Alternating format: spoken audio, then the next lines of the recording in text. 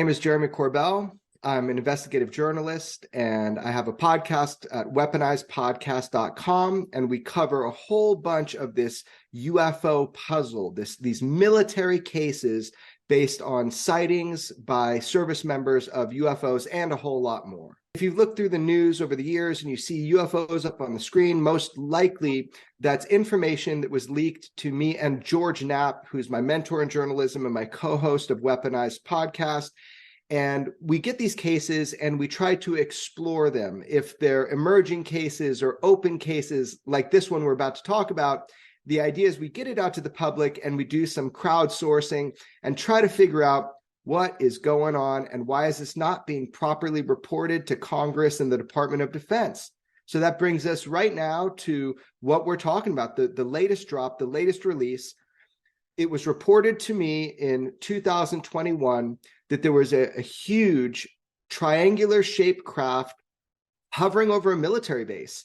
And there's 5 lights in the front, kind of looks like what you've seen with the famous Phoenix Lights mass sighting. What makes this one interesting is there were 50 plus Marines, and I got to them within 36 hours of these reports coming in, got witness testimony, a bunch of video, which just looks like a dark sky with lights in it. At first, I thought this has got to be flares. There's always training exercises going on at these bases. This one is 29 Palms Military Base Camp Wilson.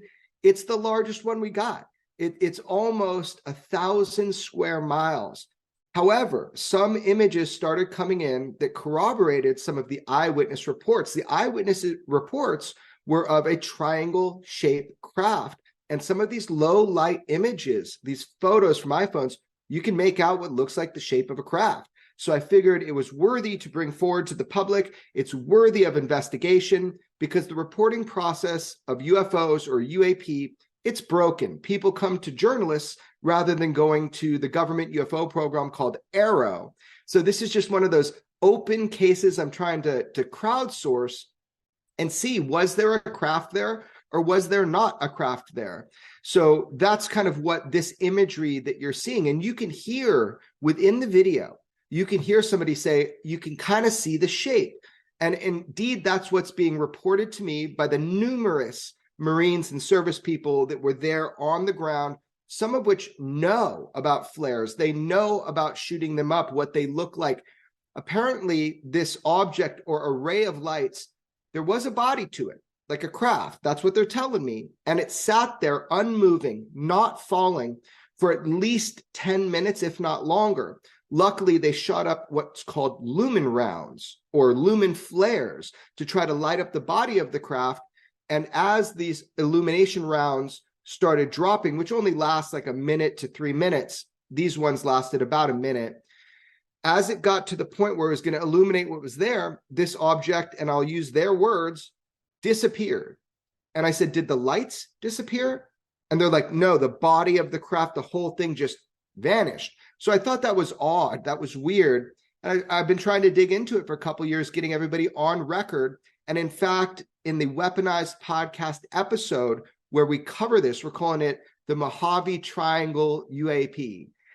In that episode, you can hear directly from the service members 36 hours after it happened, what they saw, what they felt. So it's just a really interesting case, and we're trying to learn more, and we're putting it out to the public. George and I are putting it out to the public to see if we can get some answers, because there has not been great transparency. There has not been great reporting. Our government certainly doesn't think that all of these are ours. They know for sure that there are craft of unknown origin that are far more advanced than what the US has. They're not China, they're not Russia, and they want to know too. So that's the idea, is that we open these lines of communication by reducing the stigma of having these conversations. Really important when you get sightings and reports from military personnel over active military installations. This has been something that Congress and Senate has really pushed for, is that there have been incursions of unknown machines over our sensitive military installations, even nuclear installations. And in fact, there has been tampering with our nuclear weapons in our country and other countries documented. So events like that are so important that we know what's operating in our restricted airspace. So whatever this case turns out to be, I am also looking for answers. We are looking for prosaic answers.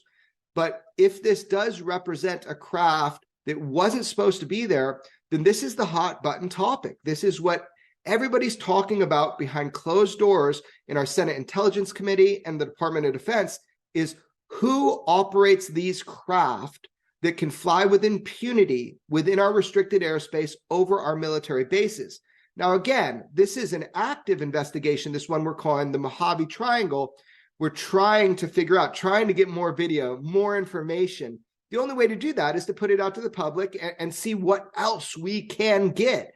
But eventually, we have to come to the determination, if this is true, if there are craft of unknown origin, and we have ruled out other adversarial nations, and they're not our craft, who is operating these craft over our military installations? So this case is just one of those times when this needs to be looked into. And instead of our Department of Defense getting the information and moving the ball forward, it happens to be journalists like George Knapp and myself trying to get this into public awareness so we can come to understanding.